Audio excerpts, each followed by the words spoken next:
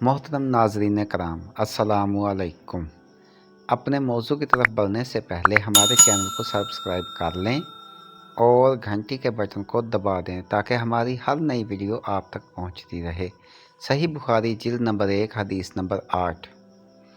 हज़रत आयशा रज़ी अल्लाह अन्हा से रिवायत है कि हारिस बिन हशाम रज़ी अल्लाह अन्हा ने रसूल अल्लाह सल्लल्लाहु अलैहि वसल्लम से पूछा कि या रसूल अल्लाह, आप पर वही कैसे आती है?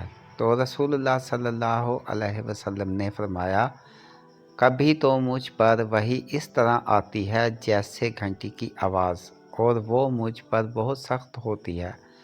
फिर जब ये सिलसिला ख़त्म हो जाता है तो मुझे याद हो चुका होता है, और कभी फ़रिश्ता मेरे सामने आदमी की सूरत में आता है और मुझ से कलाम करता है और मैं इसका कहा याद कर लेता हूँ।